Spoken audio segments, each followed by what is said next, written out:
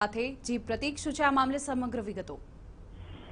કોમલ, Ahmedabad airport પાસે આવેલા મેઘાણીનગર બેરેકમાં એક સીઆઈએસએફ નો જવાન યોગેશ યાદવ કરીને ફરજ બજાવતો હતો અને ફરજ દરમિયાન તે ફરજની ડ્યુટી પૂરી કર્યા બાદ પોતાના ઘરે પરત ફરી રહ્યો હતો. તે દરમિયાન તેની પાસે એક 47 રાઇફલ હતી, તેમાંથી અકસ્માત એક ફાયર થયો હતો અને તે ફાયર એક ગોળી તેને પોતાને જ વાગતા તેને તાત્કાલિક સારવાર અર્થે અમદાવાદની એક ખાનગી હોસ્પિટલમાં એડમિટ કરવામાં આવ્યો હતો.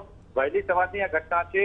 મહત્વનું છે કે જે રીતે જવાનની ગોળી વાગી હતી અને ગોળી વાગતા જવાનનું સારવાર હાલ સીઆઈએસએફના જે જવાનો છે તેમના દ્વારા યોગેશ યાદવ જે મૃતક છે તેમના મૃતદેહને સીઆઈએસએફના જે જવાન બેરેક છે ત્યાં આગળ લઈ જવામાં આવ્યો છે અને આગળની કાર્યવાહી હાથ ધરવામાં આવી છે. મહત્વનું છે કે સવારે 6 વાગ્યાની આસપાસ આ ઘટના હતી અને જવાન છે તે પોતાની ફરજ દરમિયાન ફરજ પૂર્ણ કર્યા બાદ ઘરે જઈ રહ્યો હતો અને તેની પાસે જે AK-47 રાઇફલ હતી તેમાંથી અકસ્માતે ફાયર થયો હતો અને તે ફાયરની ગોળી પોતાની જાતે જ વાગતા તેનું અકસ્માત સારવાર દરમિયાન મોત નીપજ્યું છે. જી પ્રતીક, સમગ્ર